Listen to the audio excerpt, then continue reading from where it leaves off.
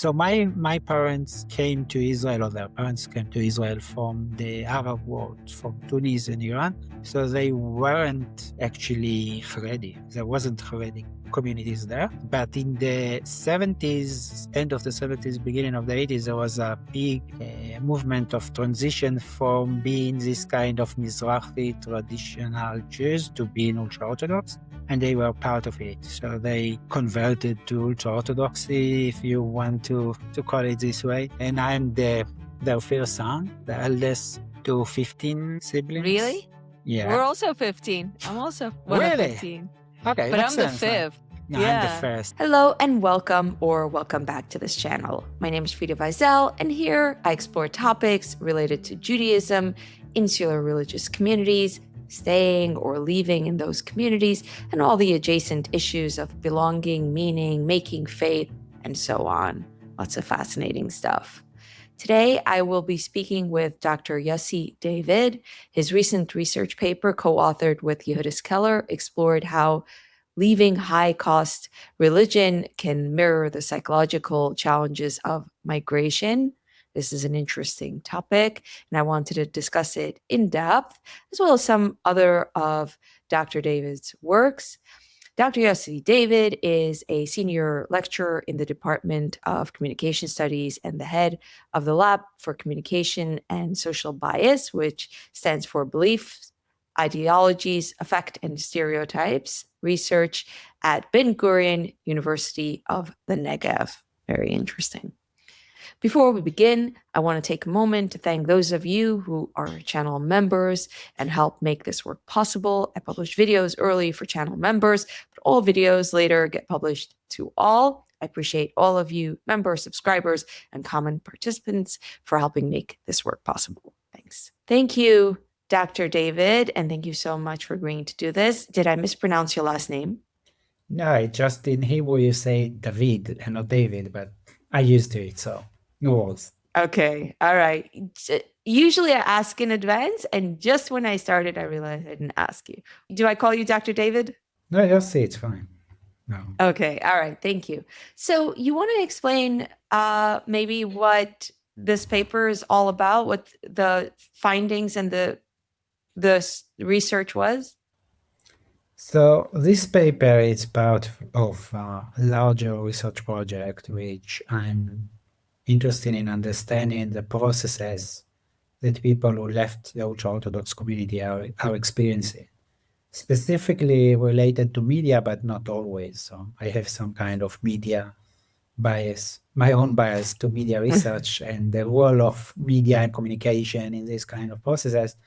But in general, I want to understand how people live, why, in which conditions, and how they can integrate better into the society that they choose, the Israeli society, the American society, any other non-Haredi society. And this paper is specifically about the psychological challenges that people who disaffiliated, who left the ultra-Orthodox community are experiencing. And one thing that we notice very vividly is that it's very similar to people who migrate from different communities in the level of mainly anxiety and depressions. There is a good news that after a while it gets better, but in general the process it's very much like migration. Now, I don't know how the discourse in the States about this, but at least in Israel, there is at least 10, maybe 20 years of debate if people who left the ultra-Orthodox community should be recognized as immigrants, as olim, and get some kind of support. It's not a mainstream debate, but it exists within the community and also in some of the welfare groups in the Israeli society, welfare organizations, some leftist parties. So, and also many of us felt like we migrate to a different community, because despite that many times you just cross one street. Like in Jerusalem, you cross Jaffa Street and you become from ultra-Orthodox to non-ultra-Orthodox, at least the time that I left. But still, you feel like you are in a totally different world. You have a different, you need to use a different language. It's Hebrew, but it's a different Hebrew. We call it Hebrew in Hebrew, it's Ivrit. And the Haredi Ivrit, we call it Haredit, like Ivrit of Haredi people, because it's the same words and the same maybe letters, but it's with a different meaning, especially to modern issues, to some kind of phrases, social phrases, jokes, and all of this kind of stuff that are very hard to understand. So language is just one barrier. We, for example, as ultra-Orthodox, don't be educated to work as men. We're supposed to learn, which is really weird when you live and then you are, as a man, I need to work. What this mean? Maybe today it's easier because of some kind of access through communication channels. But 25 years ago when I left, it was like, I actually was surprised to understand a bit before I left that this is one of the first things I need to do when I'm leaving. And also going to the military service, for example, or understanding television or fiction. You have fiction movies. Differentiating between fiction and documentary, it's very hard for people who just left. I don't know how this was for you, but I really remember watching my first clearly fiction movies and try to convince myself that this is fiction and not real, and try Really? to understand this kind of emotions or also that in these movies intrigued in me. So it took me. Which movies? One of the first one was its name. What was it? It was Will Smith, and another one, Black Man. No, Back to something. Black or No. It was no? launching the end of the 90s, beginning of the, because I left in 2000, so it was a little bit before. It was Men in Black. Men in Black. Oh, Yeah, yes. the first Okay. one. So there's no reason to assume that this is real. It's really like clear that it's not. And I really remember watching it and need to explain to myself, like cognitively understand that this is not real. It's not something that happened. Yeah. Yeah. I remember I have a close acquaintance who was in the process of leaving, or very newly having left, and they were very into, I think it was like CSI, one of those extended crime shows where you have a lot of seasons and episodes, and they were very into it, and they were constantly watching it, and we were discussing it, and it was many episodes into their watching marathon that I realized they believed it was real, that it was real documenting of crimes that happened. And I said, this is not real. You realize this is made up. And it totally, like, the look on their face, it was heartbreaking, because it was like, what's real and what's not real anymore after you learn that. Yeah, and today we can see that many people have the problem of recognizing deepfake, for example, or stuff that can be used to mimic the reality. But if you are not educated to even identify regular forms of fiction, like some kind of standard form, like fiction movies, it's very hard to identify other kind of fiction or Yeah. fictive photos. So yeah, this is Yeah. part of the Yeah. background. It's very interesting that you bring up the AI, very interesting parallel, because right now I struggle a lot with recognizing what's AI. Like, I saw a video on Instagram of a woman walking in the park with like 10 cats in sacks on her. And she says to someone who says, "Can I film you?" And she says, "Sure, go ahead. It's actually not so hard to wrangle them into the sacks." And it sounds so real that I was like, wow, this is amazing. This woman is walking with her 10 cats outside. And and then I shared it and people said this is AI, and I felt like such a total dupe. But not only did I feel silly, but also I'm again facing the problem that you articulated, which is the disorienting experience of not knowing what's real and what's not. And it's so frustrating. And I think it's a particular challenge when you enter a new culture from which you don't have the frame of reference of what is made up. Exactly. And more than this, what it's create, it's that now, if we take your example, now we are more suspicious. So every video that you will see, you will be much more suspicious. Is it real? Is it fake? And then you will have less beliefs or less trust in publications and information you all get. And then it creates other challenges. Maybe with videos with cuts less, but if you encounter something that seems like the police, like CSI that you mentioned, or science, and then you will start questioning every kind of science and will think more, let's say, conspiratively on some issues. And then it can harm well-being, can harm the way we behave, decision making, and other kind of. So wow, that's very interesting. I actually do find, even myself, but this is something a lot of content creators express frustration of, is that we get comments saying AI, this is AI. I get it sometimes as well. I'll put together a video that's footage I shot, my voice, and I'll get a comment saying AI. And it's like, how can you deny my reality like this? It's so clear that I lived this footage and yet you state it with such authority. It's becoming a really big issue for us content creators. I think especially photographers find it so frustrating. They spend hours getting a shot and then they get told that that shot is AI. I'm wondering if you can actually, we're getting a little sidetracked, but this is an area of fascination for me, which is how we trust information.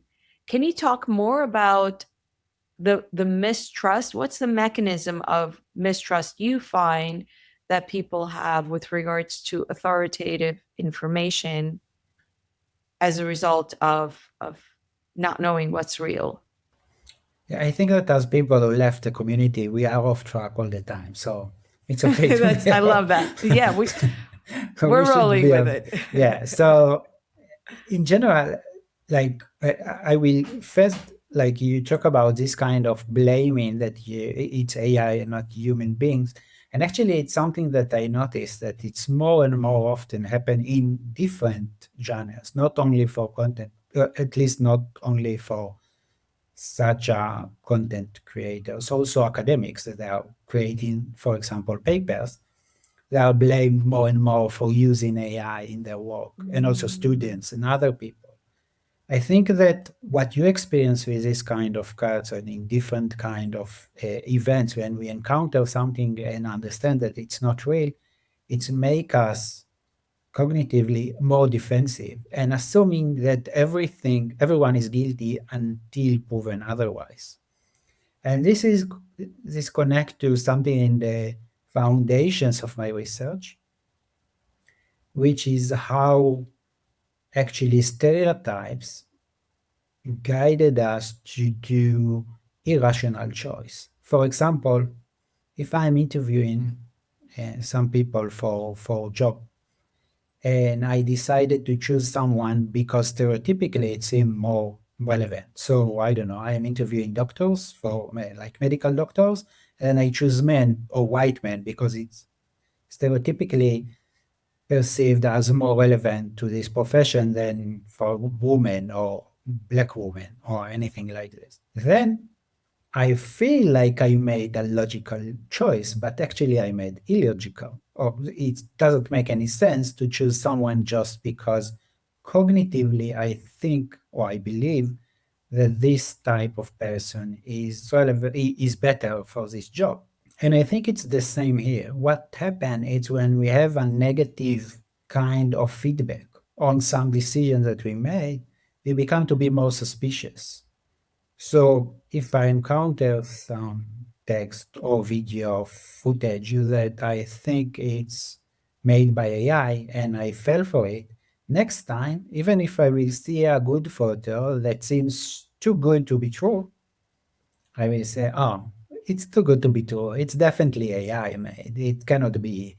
Even that if you use a photo from, I don't know, 10 years ago when there wasn't AI, and actually, I am now designing our research exactly to check how suspicious people are and how they can, or in which cases, when you have a text that is produced 100% by human, you still rank it as something that was created by AI or assisted by AI, because I think it's the danger of AI. People are talking about destroying the society. People want to create any content and all of this. I don't think it's true, because I don't think it can replace at least good, like professionals. It can maybe replace mediocre cells, like people that are in the low part of the profession, but not the experts. But destroying the trust in content, this is the worst outcome, because then we won't believe, oh, we already don't believe politicians, so we will even believe them less. We will stop, or many more will stop believing science or in medicine or in journalism, in documentary, in any kind of thing. And then what we have left with, just like suspicious in other people and trying to find what is not true, or believing that nothing is true. Yeah. Well, there's a line between cynicism and total gullibility, Yeah, of right? course. And skepticism also, that are Yeah. central part in any kind of trust. But still, we need to believe in science in order to actually accept what scientists said. Yeah, I want to talk about your story later. But as someone who comes from a world where we are told you need to believe in the Torah, you need to take the word as it is, how do you differentiate that kind of belief from your proposition we need to believe in science? So I struggled with it quite a lot at the beginning when I left, because as someone who decided not to be guided by this kind of rules, you must do so, do it. I start questioning and asking, and one of the things that made me believe in science or attract to science, it's the very basic fact that in science you always question what you find. You don't believe blindly. And our goal as scientists is to actually disprove our hypothesis. We try to find a way to understand that we were wrong. This is the main goal. Sometimes we found that we're right, but many times we found that we were wrong. So, and I'm not saying that every scientist is doing it and it's always perfect, but when the way that you create knowledge, it's based on tools that are very visible. You are not inventing or saying, oh, I know, I saw, someone saw. You need to present evidence. I did it this way and that way. And then it's open to the public. They can replicate the study. They can go and do the same study again and see if it's happened. And so in some cases it doesn't. And then we can question what led to this kind of differentiation. So if one person find that, I don't know, what I found, that live in the ultra-Orthodox community, I found that it's similar, very similar to migration in some of the psychological factors. And then someone else will do one research and someone else will do another research. And 10 scholars will say, oh, it's totally different. Then my finding, it's irrelevant. Or it's not irrelevant, but it's not fact. It's not academic fact. Because this is the way we work. In the where we grew up, it wasn't like this. It's the truth because it's the truth, and the power of the information, it's not what we think or what the reality shows us, it's what our rabbis and ancients and parents and all this ancient world told us. So no matter what you find, if it's contradicting the reality, it's not true. So this for me is the main difference. But from the perspective of the everyday person, not the expert, I saw that you looked into biases around information around COVID-19. So let's take the measles outbreak as an example, which had a high prevalence among the Orthodox, ultra-Orthodox population. Also here. Also in Israel. Yeah. Yeah. In New York, we had a very big story in 2019 around it. So I think this is a good example. What's your take on what is the right line or a healthy line of trust versus skepticism, or between trust and skepticism for information, let's say, around official health authorities transmitting advice and guidance? I think, first of all, a bit of skepticism in everything, it's very good. We need some of it, it's helpful. But sometimes we forgot to differentiate between skepticism and practice and information that is based on evidence. Now, I don't understand in medicine. So for me, I trust that if the scientific community, like, I don't know, 95% of the scientific community told me that this is something that I need to do, I will do it, because I'm just a layman in medical science. I don't know anything about it. I can read maybe papers and understand a little bit more than every person, but I don't know how to do this research, and I don't know if it's done correctly or not.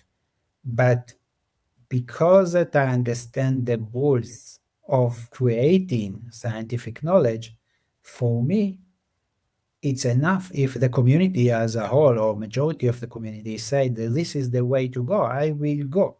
And the problem many times is that people are experiencing some kind of mistrust in one doctor or in one medicine, or they felt uncomfortable after getting vaccine or something. And then they generalize, a little bit like the AI video. So they say, oh, all the doctors are bad, all the medicines are bad. Now, it's true there were some scandals in the history, but they were scandals because it's not the mainstream. It's not what happened all the time. It's that some kind of outliers that used in wrong ways, and we create some kind of processes to reduce the chances it will happen again. To say it will never happen, it's impossible. It probably will happen again. But this kind of, let's say, challenges happen because of misconduct in every kind of industry happen because there are people there, not because of the scientific way. Like in totally different field, we know about the Boeing had some problems with some airplanes because they skipped some parts in the infrastructure of it, and at least two crashed because of it, with about 400 people or 350 people died. No one is stopping flying because of it, or at least almost no. Most of the people will say, oh yeah, they did it, but we trust the authorities to take actions to prevent, or at least to try to prevent it as much as possible. Now, it's not the first time that some company produced something that wasn't according to the guidelines and people were harmed by it or even die, like in this case. But we are not saying, oh, we will stop using it because it's not safe and all the airplanes are unsafe. So let's, I don't know, take boats if you want to travel across the Atlantic Ocean, right? Why?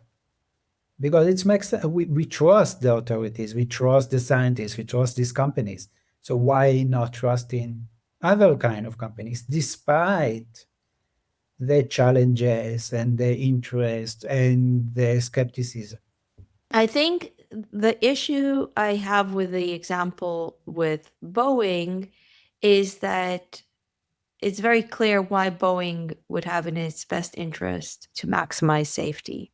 It stands to gain nothing from from not prioritizing safety, even if they save money by cutting corners on safety protocols. The amount of negative publicity they get from any crash is just suicidal for their mission. And I think the issue I hear from people who, for instance, are very skeptical about modern journalism is they look at the entire infrastructure of self governance or self what's the word when you run a oh man, You I'm having a monitor brain your bug. you monitor your Yeah, own self-monitoring. Yeah. I wanted to think of the word for regulating. yeah. Okay, we'll do it. I'm totally blanking on the word. No worries. But let's say self-regulating.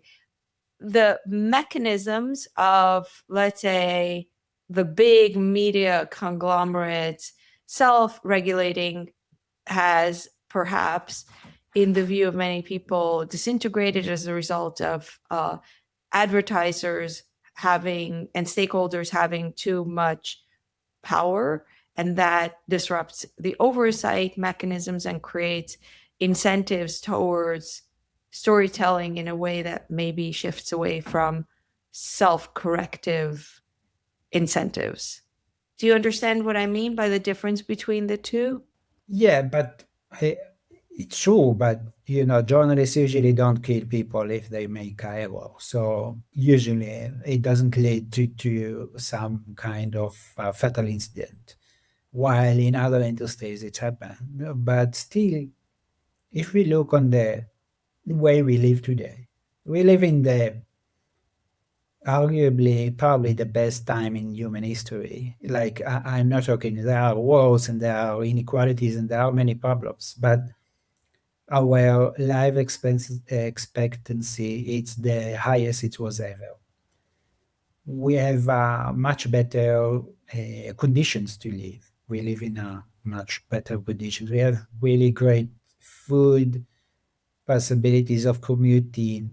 We have like almost everything. We have leisure. We have time to spend to just do stuff that we love for enjoyment. It wasn't exist 100 years ago. In many countries, we have democratic regimes, or one of we feel like we have a lot of freedom. We have a very good life, and all of this it's outcome of some revolutions that happen, especially in the Western world. If it's the scientific revolution, the technological revolution that lead or coexist with democracy, and also with journalism, with free press. Central part of creating these nations as strong as they are, it's the free press. Where you don't have free press, you don't have democracy, you don't have democratic institute, and then you have some kind of segregative power who destroy the society or lead it at least to be less successful, less open, less free, without all the things that we actually enjoy to do and enjoy from. So I believe that this kind of freedom of press is very important for our own sake, like to discover when politician is doing or have some kind of wrongdoing, and when some company maybe embezzle money or create some product that is not safe enough, cut some corners on safety and all of this kind of stuff. Now, it doesn't mean the journalists are perfect and they do only good job, but one journalist can balance other journalists. So there is no one, let's say, newspaper or one communication infrastructure in all of the country. And even if you have other countries, And it's our responsibility to create as many of them that will criticize or be monitoring each other and balance each other. But also in some countries, it's depend on the countries, but in more of European countries, there are like some kind of ethical board for journalists that can investigate cases of misconduct and can maybe criticize or force TV channels or newspaper to publish apologies when they mistreat someone in probably big cases, not just like I don't know. They said that I'm 43 instead of 42 or something like crucial. So it's possible to regulate, and we can. I know that in some countries, regulation may sound like something that we don't want, but also in Israel, and I'm sure that also in the state, it's not really like what people believe should create a better society. But yes, we can create regulations. And also now that we have the freedom of creating content, like no one is censoring you to criticize any newspaper or any television show on misconducting, or I don't know if they misrepresent people who left the community. I'm sure that you will hold them accountable. And maybe if more and more people will do it in their own topics, it can make the press and the media landscape better. Very interesting. You definitely have a very optimistic view, and I think it's very interesting to hear, especially because there's a lot of conversation in the world now about the end of democracy, and I don't want to get into that. We are already so off the derech on this interview. I've never let an interview just roll out of my hands this much, but these are some really interesting topics. I just want to let it be, let it breathe. But it's interesting because it brings me back to the thought of the privilege you and I have of living in a different society than we were raised. And despite many criticisms I have of contemporary society, I consider myself very fortunate to have been able to make this transition. It was very necessary for me, and my entire work is made possible by the society I'm in, especially as a woman. So I appreciate taking a moment to reflect on that and be grateful for that, and also to return to talking about the transition.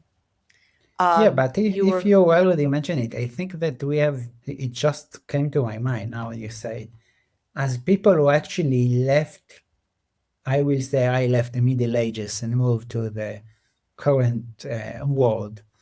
I have the feeling, I can understand what will happen if we will go back to these times, if we will drop from it. So I'm trying to make it clear how important it is to keep these institutes that make the society that I choose to be part of it. So I have the privilege, but I also have the duty to maybe remind people who born like this that it's not taken for granted. It can be different. Yeah, I appreciate that. I feel very similarly about the importance of keeping the healthy line between trust and skepticism, about a society that is self-corrective and is open to criticism. I think that's a very, very important thing for me, to see a society in which you can criticize the leadership or you can criticize the structures. These come from where a past I didn't have these privileges. You want to take us back to what you were talking about with regards to similar to migration patterns, maybe what the trauma is of going from one society to another.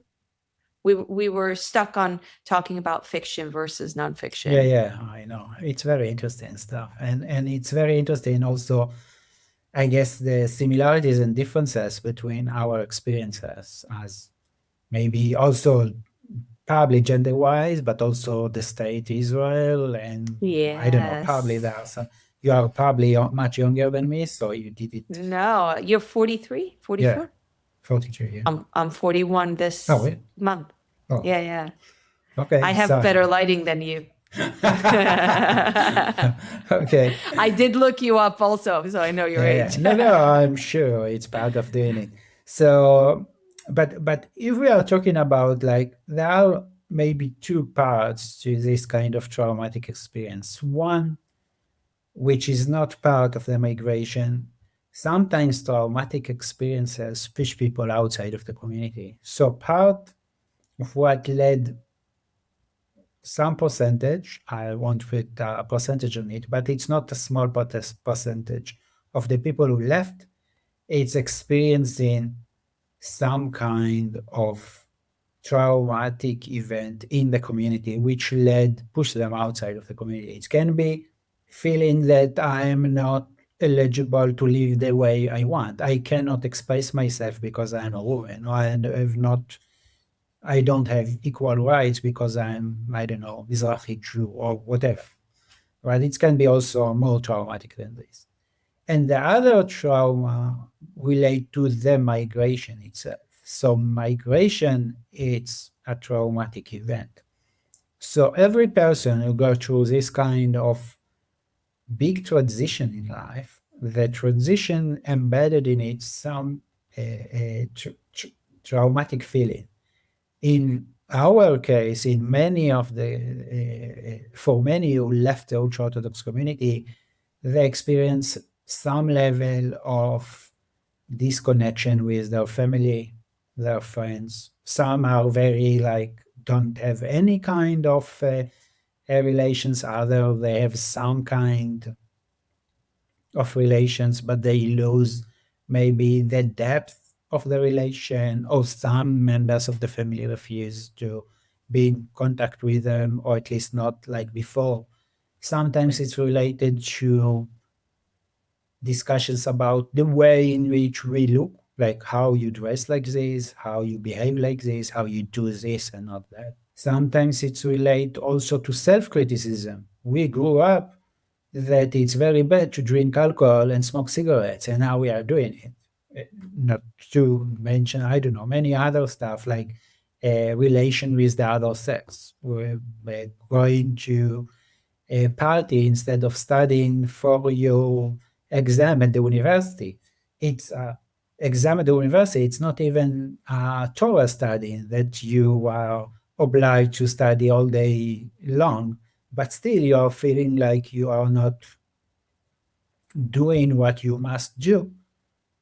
And then it creates some kind of self-blaming and other kind of mechanisms that harm the self.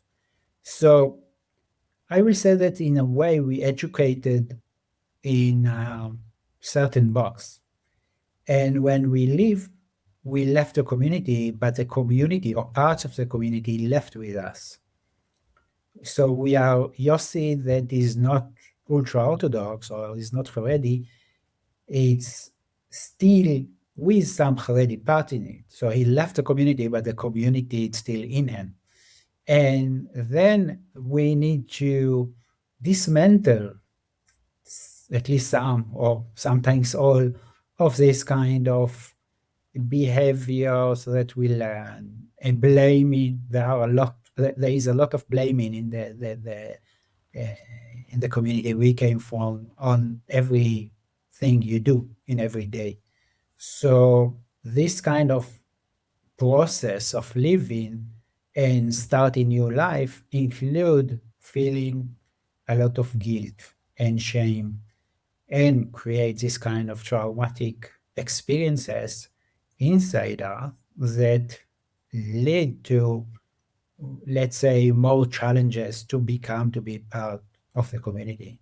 Now, in addition to this, sometimes, or in some, I guess many cases, because we don't really know how to behave in the new world, we can also encounter, do some kind of misbehave in some situations, but also get harmed. So many people at the beginning, at a few years after leaving, suffering from abuse from others in the society just because they didn't know how to protect themselves. There wasn't anyone who told them, don't speak with this stranger, or be careful not to go to this garden or to this corner of the city. Or sometimes they don't have any choice. Some people left and they are just, this is the only choice they have. So all of these are traumatic events and processes that exist within this kind of migration. And I think it's especially strong because we are not really seeing, or it's not visible that we migrant. We just look like random person in the street. So no one think, oh, he's an immigrant, maybe, I don't know, I will be afraid of them, so I won't speak with them, or I will help them, or there are today a little bit more, but when we left, it was much less. So you barely have a places to re-educate yourself to the new society. For a frame of reference, can you go over what is generally considered to be the traumas of migration? And we're not talking about migration from ultra-Orthodoxy or Haredi society or whatever word you want to In use to larger general, society. In general, if someone migrates from, I don't know, Africa to Israel. there is no like list of traumatic events because it's very depend on several factors. One is the proximity, the distance between where we came from and where we are going to. So if someone came from a very far physically, like far away community, it will be harder.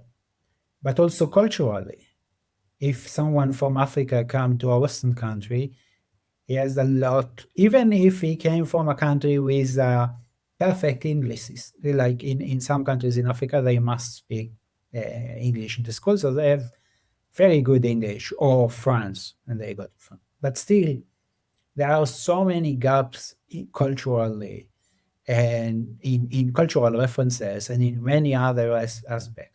There is also, for migrants, many times the visible, so you can see when someone from Africa is migrating to Israel or to the state, or no matter where, you can see that he is different. So looking different is always related to traumatic experience.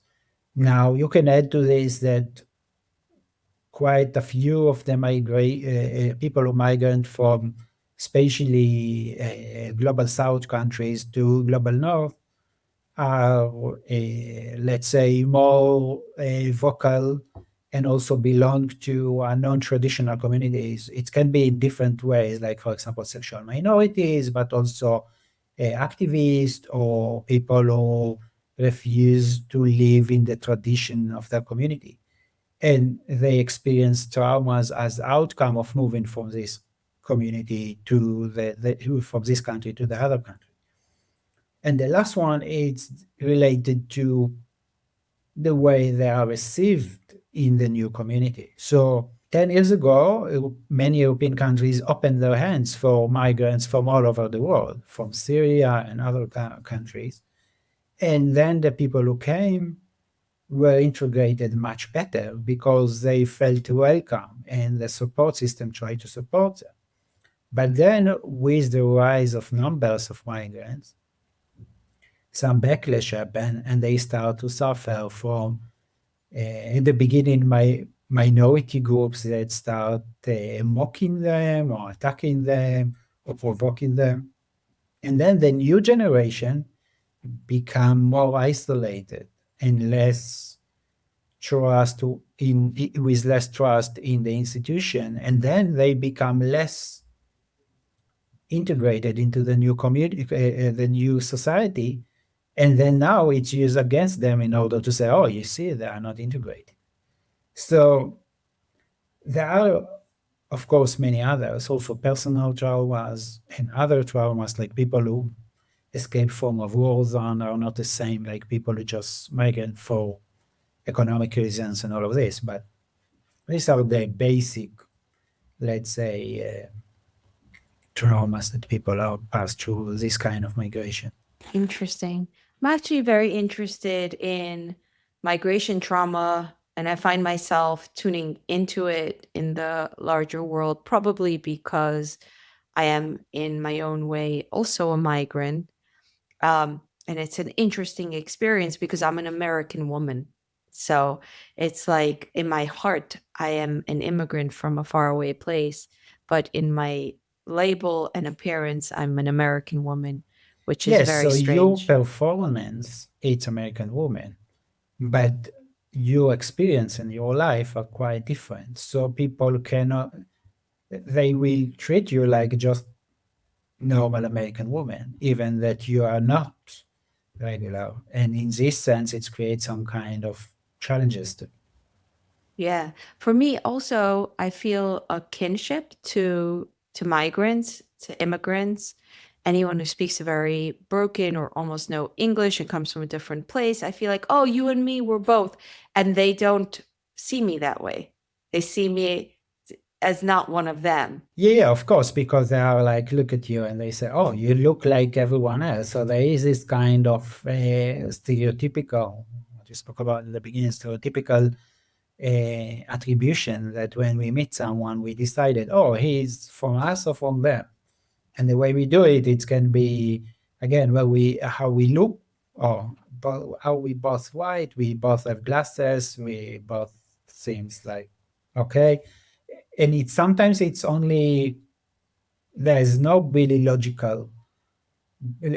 behind it. So it's not, sometimes there is something that we can explain, but sometimes it seems scary.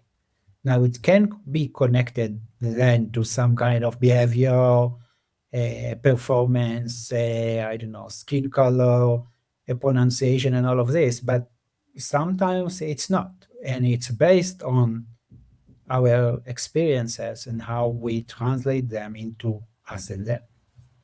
Yeah. I was called in for jury duty. I don't know how it works in Israel. Do you have jury duty? No, but I You heard don't have about jury it. duty? No, no. Oh, We wow. have Okay, that's only interesting. professional judges. Really? Yeah. Oh, wow.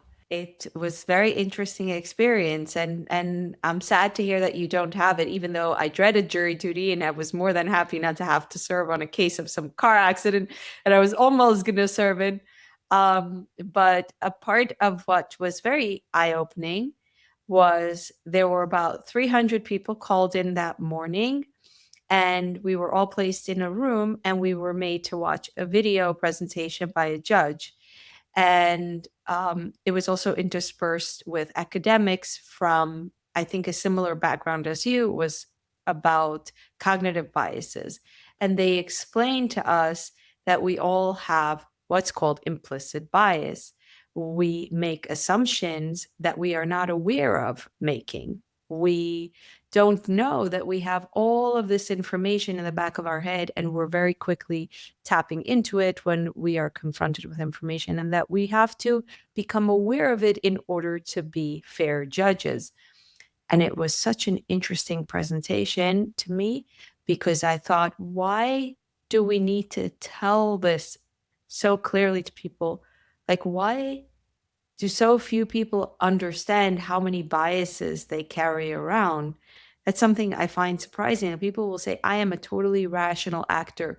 When I am afraid of this person, it's 1,000% rational and there's nothing more to it. But actually, you're tapping into implicit biases. Maybe it's valid. I'm not saying it's not valid, but we all are guilty of implicit biases. And I find that a lot of people don't want to hear it, maybe. Yeah, of course. It's very scary to think, especially for people that perceive themselves as belong to the, let's say, liberal part of the society. They feel very like, I blame them that they are not liberal enough, which I see. it's quite challenging in my research. Like in academic presentations, usually academic sphere, it's more liberal and people are like very keen to like stay perceived as a very liberal. And at the beginning, I didn't understand why they feel so uncomfortable when I talked about these topics. And with the time, I learned to use more of examples that sometimes even are not on human, so on animals and stuff like this, or colors, in order to illustrate ideas so that people can listen to me. And then I can move to the concrete research and talk about stereotypes and how it's work on all of us. And also sharing myself, my own identity, and how I am also have this kind of biases all the time. It's not that I'm free of it, but understanding that we have certain kind of lack of knowledge of or bias, it's very much helpful to become better aware of it and less use this bias in our decision making than when we don't understand it. So yeah, absolutely, it's very important to know it. It's very interesting because I don't know for what reason I really enjoy seeing my own biases. Like, I'll talk about them and maybe I self incriminate myself, and I probably shouldn't, but I find it such a fascinating aspect of being human that I have these things that don't feel like they're there, but are there. Like, I consider myself to be so much a modern woman who has confronted my own gender assumptions. And yet, it happened just a few months ago. I was invited by an ex-acidic man to see his apartment. He won an amazing apartment in the New York City housing lottery. We have this housing lottery where if you win an apartment, you can get very cheap rent on amazing apartment buildings that the rent is usually like many orders of magnitude higher on market level. So he won an apartment. He wanted me to see it. I came to visit. I already knew this man, wonderful person, and I knew him to have a very feminine side. And he explained to me that when he was a child, all of his male friends would be playing sports and he would be scrapbooking at home. So very much not in the gender construct from the first place. And of course, I am very open to that. Like, I love that. But I come into his apartment and it is extremely lovingly decorated. And my first question that popped out of my mouth was, "Did your mother help you?" And I was so embarrassed to say that. I couldn't believe it came out of my mouth, but it came from some kind of subconscious place where you assume that a man cannot deliver a beautiful apartment decoration that is not rational, but it exists in me. And I find it very humbling to see these things. Like, I enjoy seeing them because it shows me how complex we are as humans. Yeah, totally agree. And I think that the problem is that when we feel guilty, many times it's lead us to fight back and try to Yeah. justify, unless you are a person that is off the ladder or cannot stay on track and want to see things from the outside. Maybe it's also related to trauma. I don't know, because Yeah. one of the outcome of trauma is that we can observe the situation or some situation from outside, not to be in it. So see ourselves from outside. So maybe it can be related to it, but maybe it's just like that we are this kind of percentage of people who refuse to walk in the main street, and we must take the sidewalk and try to find a different way to our goals. And if we have to do it, then it's make us, I don't know, feeling at home or feeling good to see also the failures.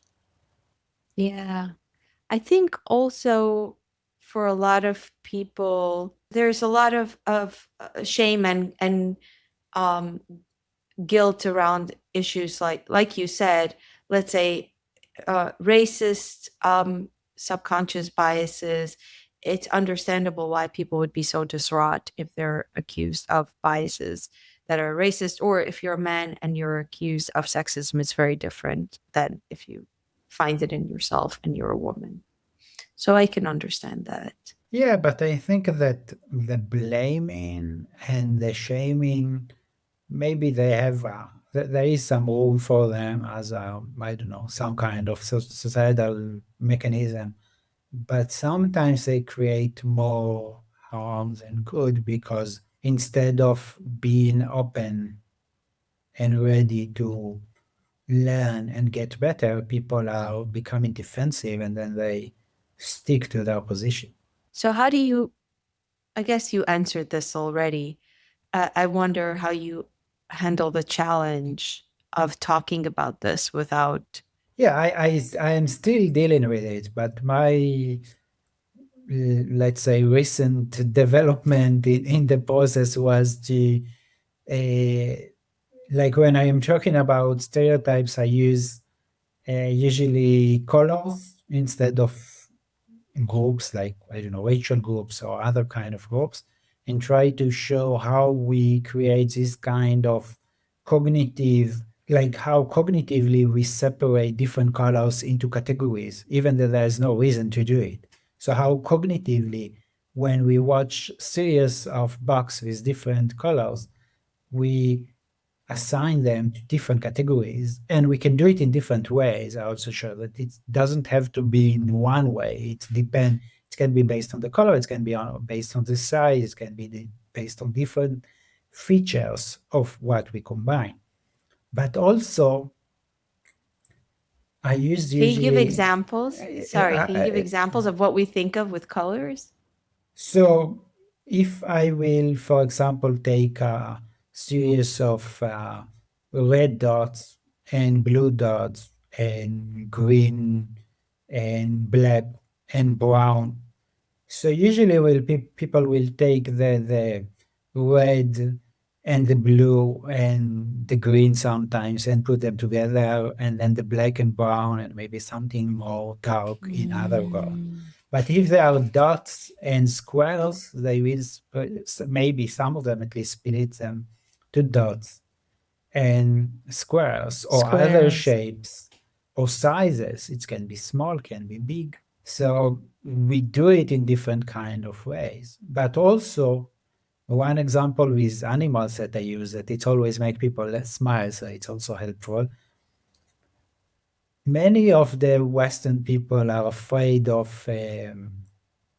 sharks attacks, right? Especially since the movie Jaws, Yeah. right? They're Jaws, yeah. afraid to get attacked by sharks, even that it's very rarely happen. So the chances to get hit by a car is much higher. But still, we are afraid of, or to be attacked by some dog in the street. It's also much higher. So usually I show that we are afraid, or we are aware of the fear of sharks, but when we see a dog, usually we are not afraid of it. We even will go and try, or many of us, unless we came from the Haredi background, then we are like, oh, I don't know what we'll do with it. But like regular people will immediately go, oh, how cute this dog is. Even that the chance that the dog will attack them, it's much higher than the chance that any kind of shark will attack them.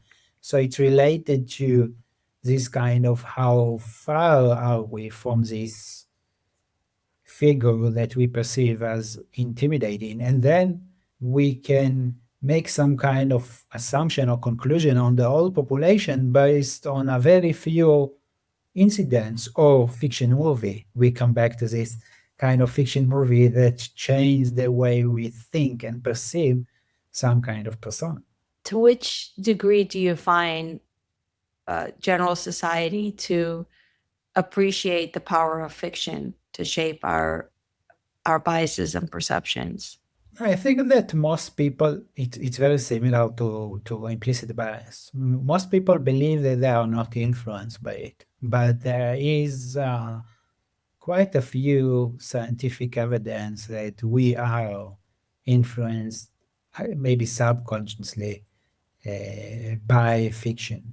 So there is some research about, well, I forgot the name of the series. There was an American series about some secret agent who torture some potential terrorists in order to prevent attacks on America. It was like a really famous series 20 years ago or something.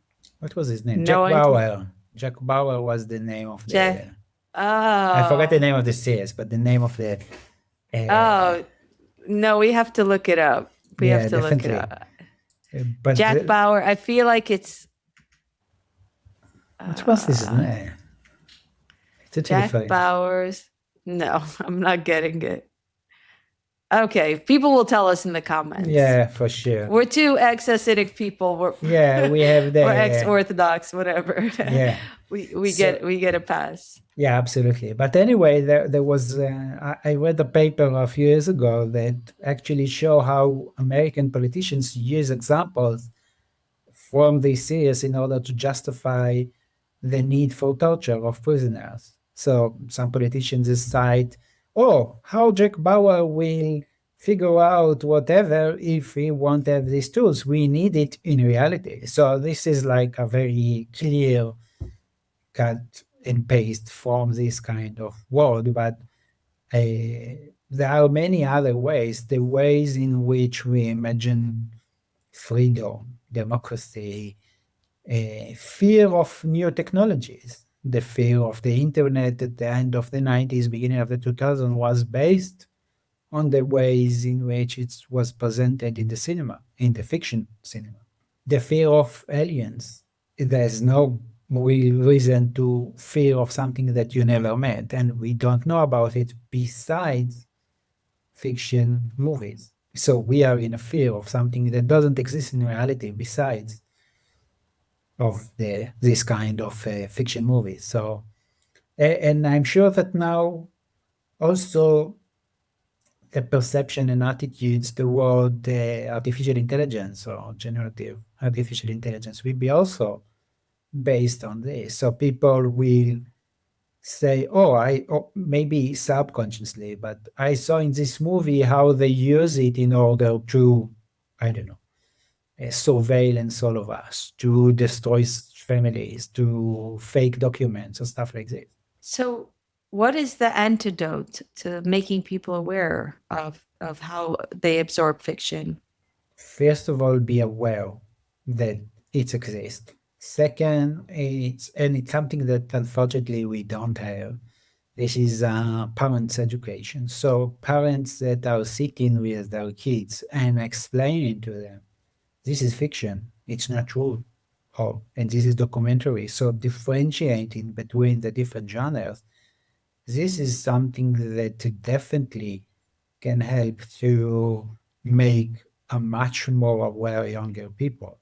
The other part is regulation. So like creating some kind of rules to how we make it clear that something is real or not real.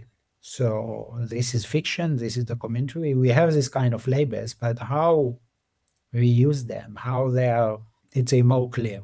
And the last thing, it's my most favorite. I believe in education. So I believe that educating people to be critical, to be a little bit cynic, with some level of it, but not too much of it, to take everything in some kind of perspective and understand that, with all due respect to all of this, at the end, we need to be critical, and critical of, not in the term of being, because people confuse always between criticism and critical. So not criticizing, but like being critical on what is it, what is present, and how we feel about it. Listening to our biases and understanding that if I am alive, I am biased. I am necessarily, by being, I am biased. So, and once we understand it, then we can, let's say, be more open to change and more critical about what we experience. Yeah, I really appreciate that. I feel this strongly. This is something I very much agree with. Before we wrap up, I want to tell you I had no idea you come from the Orthodox world. Oh, really? I thought it's written in the bio. I insist about it to write there is a bio to the paper. Yes, that I am formally ultra-Orthodox. It was like a very, but Yeah, no worries. I didn't have access to the whole paper, but I scoured the English language internet for your work, and all we find is that you were a visiting professor in Germany and what you studied there. And I had no idea. And now I'm curious and would love to hear your own background. Oh, it's a very long one. But no, in general, if you speak with any academics about this research, you can ask the version of the paper, and we will love to share. So it's usually, we know that not everyone have access to this kind of stuff. Yeah, please send it. Please, I would love that. Yeah, I will try to remember afterward. If I forget, just remind me and I will send it to you. And in general, I'm still continuing to do, like every year we do, usually at the first quarter of the year, we do a survey, a new survey with questions to people who left in order to create some more knowledge about it. But this is a story by its own. So about me. So I grew up in Haredi, like how I explain this in English. It took me a while since I spoke about this in English. My parents came to Israel, or their parents came to Israel from the Arab world, from Tunis and Iran. So they weren't actually Haredi. There wasn't Haredi communities there. But in the 70s, end of the 70s, beginning of the 80s, there was a big movement of transition from being this kind of Mizrahi traditional Jews to being ultra-Orthodox, and they were part of it. So they converted to ultra-Orthodoxy, if you want to call it this way, and were matchmaked to become couples in this community. And I'm their first son, the eldest to 15 siblings. Really? Yeah. We're also 15. I'm also one of Really? 15. Okay, makes But I'm the sense, right? fifth. No, I'm Yeah. the first. Yeah, but in our family, it's the first, the fifth, the sixth, and the 10th left. So I think there is Wow. something with this number. So yeah. I see. Interesting. Yeah. My critical mind is being a little suspicious about this superstition right numbers? now, but yeah, go on. I don't know how it works, but yeah, it's quite, even that for the 10th, you can argue that maybe it's the 9th, so, because they are twins. So, but anyway, wow. yeah. Only one set of twins? Yeah. How far apart are they age-wise, the kids? About 1 year and a little bit. So when I left at the age of 18, and a few months later, the 15 daughter Was born. Yeah, arrived to the world. She was the last one, but yeah, I guess it Your was whole childhood, your mother constantly had babies. Yeah, and I didn't know to define it until older age. I didn't know what is it, because we didn't have a word for it. I don't know. Do you have this here in Israel? In most of the Haredi like communities, you don't really use the word for pregnancy, the Hebrew word for it. It doesn't exist. It's called like a spatial condition, something like this. Pregnancy was something that was secret and nivel peh, which was like inappropriate. You know what nivel peh is? Yeah, of course. So it's like naughty stuff. Yeah, naughty stuff. So pregnancy was in the category of naughty stuff. You weren't allowed to talk about it, but us girls would hush talk about it. And I think at some point you start to use the word expecting, or warten, or trugedig, which is carrying. Trugedig means carrying. But when we were children and my mother would have a baby, my father would call and say, Mommy ha gekoift a baby. Mom bought a baby. Like there was some kind of purchase. Usually, yeah. It definitely look like they are going to the supermarket to bring another one. So like every year, it's like a little bit, yeah. Yeah, so I guess you, like me, supposed to be in the planning now grandmother. I Yes. told my colleagues that are 65 and so they are getting grandparents now. I told them, I was supposed to be grandfather also now in my age. It's just like didn't happen, but this was the planning. And Yeah. Yeah. Do you have children now? you know, No? Oh, less of my kind of. I understand at some point that it's less of my. I'm not having some kind of passion to it, so I prefer not to do it just because I have to work to. It took me a while. At the beginning, I was sure that everyone must do it because that's how I grew up. wait. Are you responding to the question if you have children? Yeah. Oh, So okay. I don't wasn't have, sure. but at the beginning, I thought that we all have because this is the way. Even after I left, it took me a while to understand that it's a choice, also like many other choices, and Yeah. it's less Yeah. of my kind of. Understood. Yeah. Understood. But anyway, so yeah. I left when I was.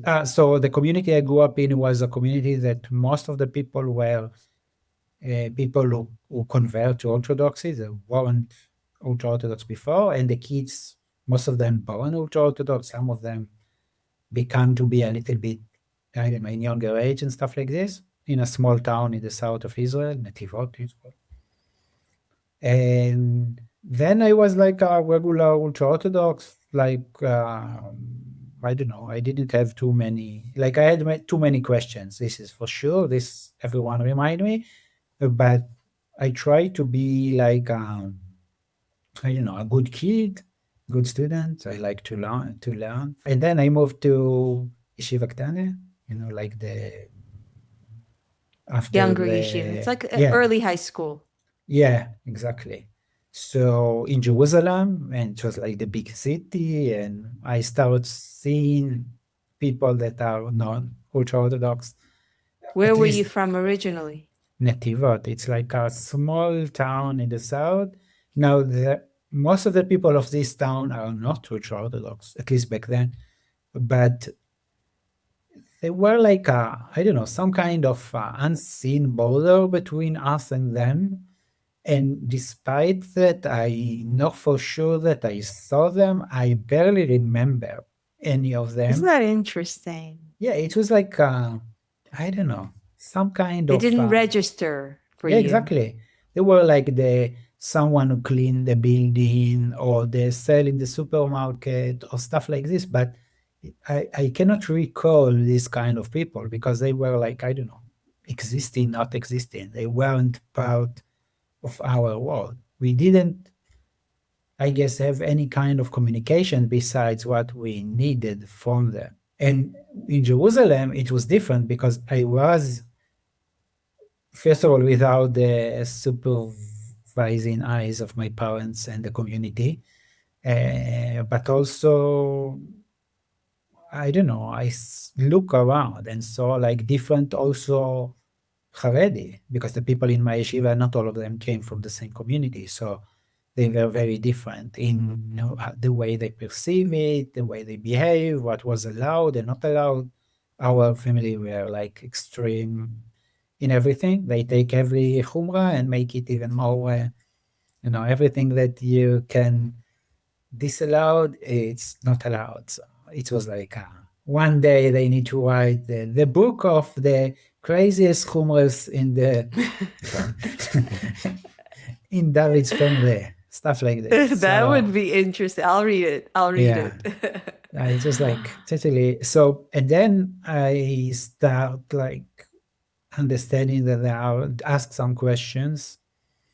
There were some events that especially make me think in general about like the structure of the community and not only my family and my community.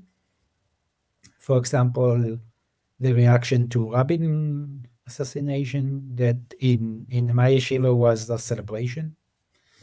And then they hide it because it was like, they want to cut us and arrest us because the day after the police start arresting some rabbis who celebrated. But for me, it was like, wait, we're not allowed to, how they say in Amman, that you're not allowed to be happy, like to celebrate the fall of your enemy, right? Being followed the sun, something like this. Yeah, you're not allowed to celebrate the fall of your enemy, even when he is not a Jew. So a Jew? Why? This is the perception of Yeshiva Bocher. Obviously, today, everyone, it's really strange. And this was one event, and there was some other events that I encountered and was like quite in shock from the community, like understand that I cannot be part of this community. I didn't know what is the alternative, but that I need to live, and I start trying to exploring without having too many tools. And then I discovered the radio.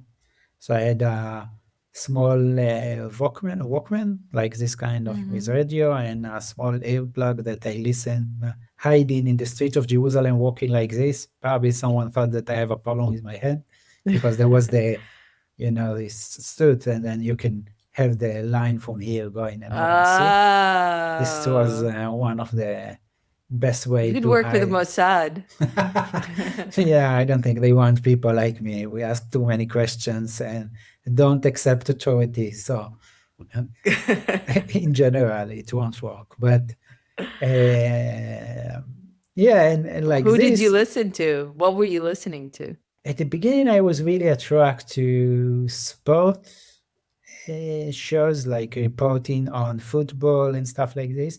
I didn't understand like 80% of it at the beginning, but with the time I learned more and more. Also with the newspaper, because I start reading and understanding the names, the what it's mean and all of this. But also I listen to news because Yeshiva Bochers love news and arguing on news and all of this. And then I needed to be careful that they won't cut that I have an information that I shouldn't have. Yeah. But since so many did it or get some kind of information from forbidden areas, it was enough if someone mentioned it before, then they will say, he said it, and he said with someone else, and then it will go to the. Usually in Israeli yeshivas, you said, I hear it from the radio on the bus because there is this drivers with a radio very loud on the bus. I know. Yeah. It's like asking for a friend. Yeah, exactly. And also there was some kind of late night shows when people just tell the stories. I guess this was the original version of reality shows. So just people are, I don't know, telling their story, their problems and all of this. There were some famous shows. It was in night, so it was much easier to listen to it because in the yeshiva no one was awake anymore, and it was less suspicious to do it. But then I drawn to this kind of stories and understanding that there are people that have much worse conditions than me. At least this is the way I imagine it back then. In one of these shows, I heard the telephone number of Hillel, and then use it to call them to ask about how do you Hillel is live the this. organization Hillel is the Israel. organization. Back then, it was the only organization. Now there's few others, but that help people transition out of the Haredi community. Yeah, they help people who want to live with information, with shelter at the beginning, how they have scholarships for education, some social events. So they do quite impressive work in helping people who left the community in Israel. So I call them to get some kind of advice about how you live, and they are like, what? And I'm like, yeah, what are the concrete, what I need to do in order to live? I like lists. I didn't know how much, but now I understand that I need to, like a concrete list, what I'm going to do when and how I can get to this. So this was the beginning of it. And then I just I had an agreement with myself that on the day Then they start speaking with me on Shidduchim, matchmaking. I will say goodbye, and then the day they start speaking, oh, maybe you need to start listening to some or hearing about this kind, and I'm like, okay, yeah, sure. And then the day after, I just took off, went to some a shelter of the welfare system in Jerusalem because there wasn't anything for people who left back then. It was a very small community. Search for a job and start my way in the new society, new life, new challenges, new life, new way. Yeah, this was my yeah, and it was a time that no, I don't think there were so many that did it. So it was a quite people were also intrigued, like what? Because I never hide it. So it was like some people didn't spoke about it because they didn't like the attention. I didn't really care. So I said, yeah, I'm not. They're like, hey, what, why, how, and stuff like this. Some were more like, why did you do it? It's especially people that have some kind of feeling that this is the better way or something. Yeah, so after I left, I think 6 months later, I went to the military. It was also a totally shock because everyone need to go to the military unless you are ultra-Orthodox. But I didn't get educated to what happened there. So when I arrived there, they were like, "Who are you and why you don't know anything?"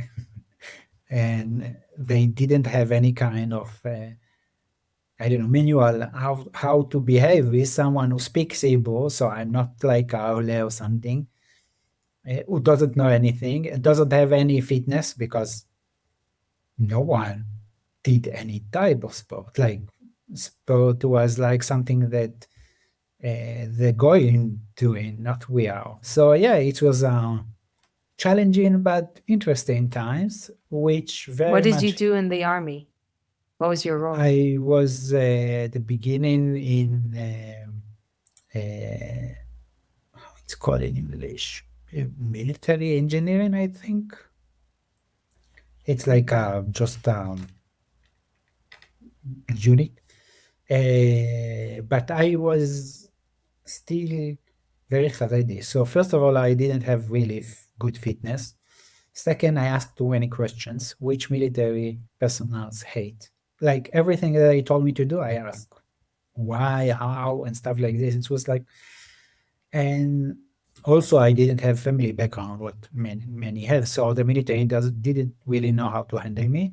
So I mainly was part and not part. Like I was part, but I didn't really become to be part until both of us understand that it's better if I will go to some very far away, as far as they could, to send me base in Elat of the Navy, and then it was ground, like not sea work, just like some kind of office work, yeah, just I in the see. military. But the main thing I learned is, I think it was the place that I learned what is Israelis, what is to become an Israeli. I also, because I didn't have connections with my family because I didn't like my choice, they have this kind of structure that help you to get a place to live and stuff like this. It's called Chayal Boded, lonely soldier. Not a very good name. And I was adopted in a kibbutz. So this was also a very big transition from Haredi community, yeshiva, to the military kibbutz. and to the kibbutz together. So I replaced the black and white uniform in a green uniform and then white because of the Navy. And in the kibbutz, this is like the mirror of the Haredi. Probably it's a Haredi community just without the religious in some ways. Just to translate it, kibbutz is a communitarian settlement where everyone is sharing. Supposedly, it's supposed to be a socialist based. Yeah, originally it was a very communal community Communal, that yes. that lived usually in rural places, have a lot of physical work, so Yeah. farming and infrastructure and all of this kind of stuff. With the time, more and more of them become to be private organizations, privatized, and they are not really communal, but the kibbutz that I came to were still communal when I joined this place, and it was really, in a way, also the Haredi community. It's communal, so in many ways it was very similar and different. They didn't like that. I told them, "Oh, it's look very similar." They're like, "No, we are not." Yeah, but this was a very, at least for me, it was a very enlightening, also like challenging, but enlightening way of learning about the Israeli society and transitioning from being Haredi to being Israeli, or starting to be Israeli, and learning about, like, for example, the importance of a high school diploma, what we call Bagrut, and higher education, stuff that we didn't learn about. It didn't exist. So I didn't learn English. I learned ABC 1 year before I started my bachelor studies, which was very challenging also for the bachelor, but learning English was at elder age, it's very challenging. But also mathematics. I don't know, do you have mathematics and science and, I don't know, English or grammar and all of this kind of stuff in schools? Not The for girls, women. not the boys. Yes, this is, so it's the same. Yeah, so we didn't have any as boys, and I needed to learn it. And since I like challenges, it was a good challenge to. So at the beginning, I just wanted to have a high school diploma, what in Israel we call bagrut, and this is like allowed you to enter the university with some, sometimes with additional exams. So they told me you shouldn't have it. I decided that I need to have it. And while starting to study and learning how much I enjoy studying, I continued to bachelor and then discovered that there is master and then PhD. So it somehow happened that I stayed on the same campus of the Hebrew University in Jerusalem since 2005 until 2018, and I completed my high school diploma and then bachelor, master, PhD, improving a little bit my English from the ABC. You're great. To writing papers in English and presenting and also speaking out. So this was a long process of studying, and also, I guess, in a way, dismantling some of the information that I learned in the community.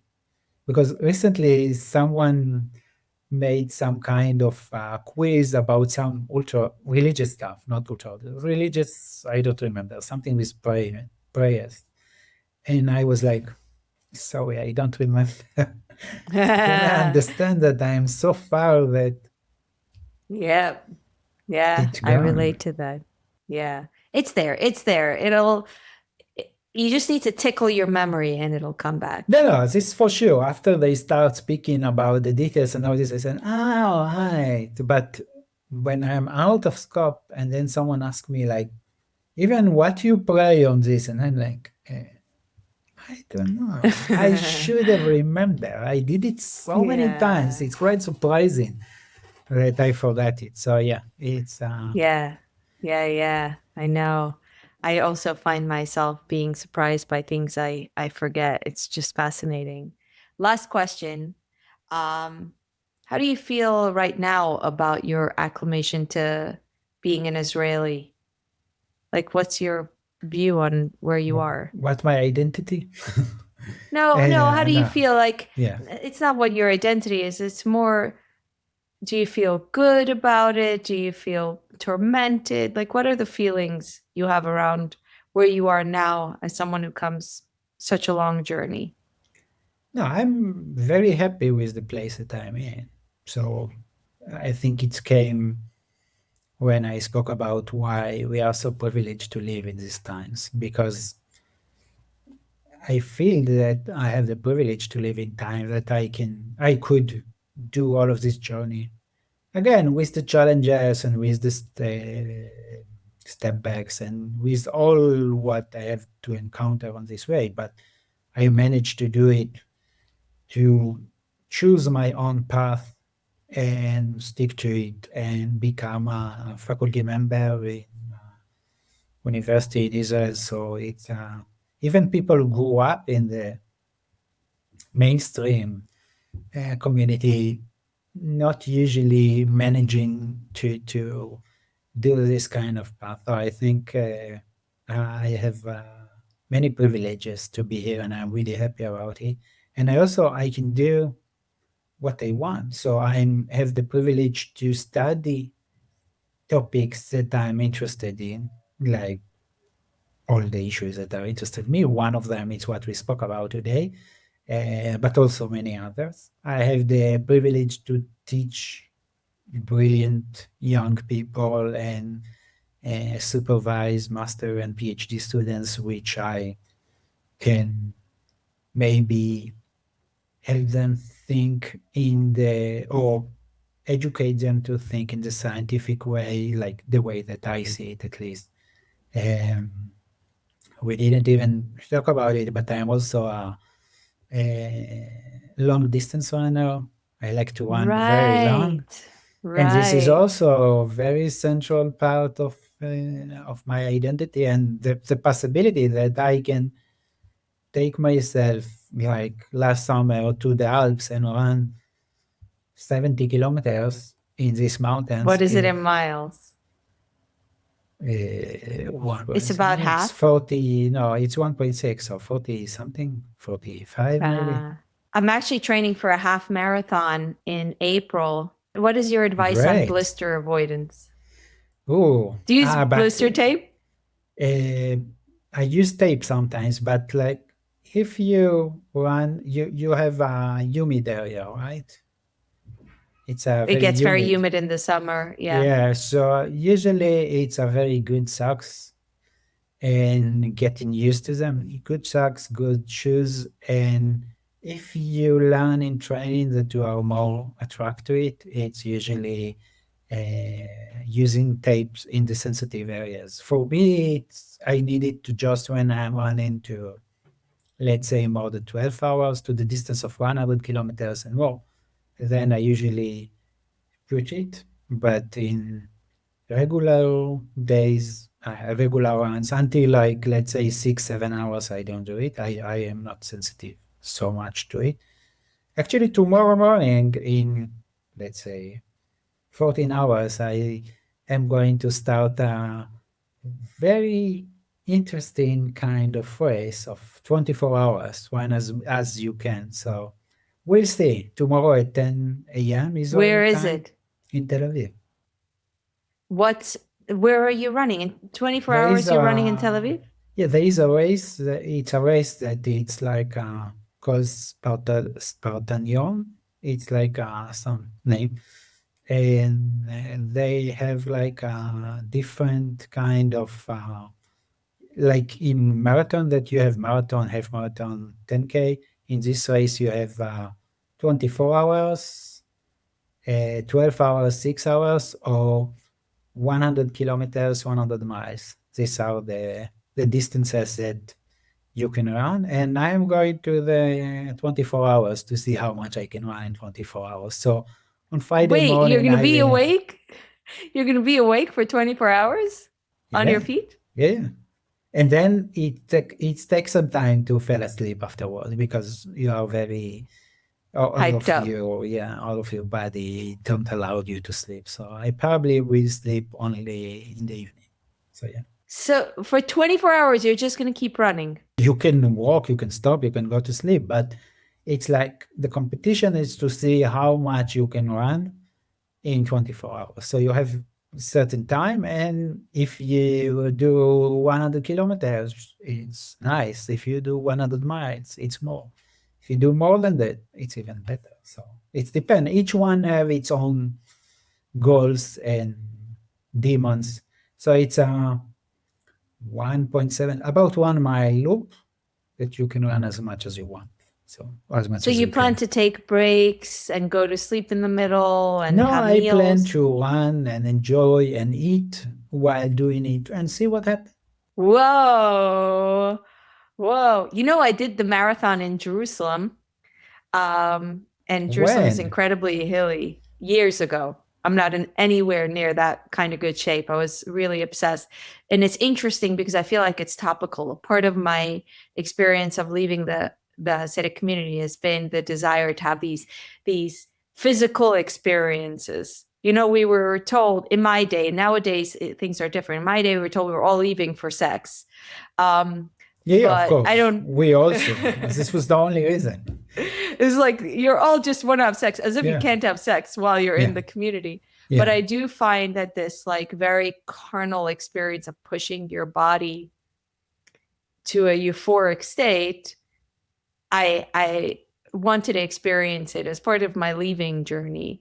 And also I go to the gym and I see this Hasidic person who wears a polo with a collar, and I think, you know, there's something to acclimating and learning the elements of Western society's sports culture that is also a learning experience, and it's gratifying. But the Jerusalem Marathon was the most challenging marathon I did because it's so hilly, and I was afterwards really, really sore in my butt from having run up and down so You much. did the whole marathon, the 42? Yeah, I did the Oh, whole wow. thing. Nice, Yeah, very yeah. nice. Yeah, I did it too. Yeah. It's But I'm a slow quite- runner. Me Yeah. too. Did you do it?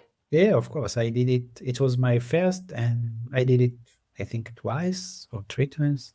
I don't remember. Wow. Yeah, Jerusalem Marathon is one of my favorites. This is, I really love hills, up hills especially, the downhill less. So now when I'm in the ultra, I'm mainly run in very extreme mountains. So like in the Alps, in the Swiss Alps, which is like, last summer I ran in the Eiger, which is a very famous mountain in the Swiss Alps. Around it, 69 kilometers with 4,000 meters of elevation. 4,000 meters, it's, I think, to 14,000 feet. Wow. So yeah, this is so Jerusalem Marathon is actually flat to what I'm doing it now.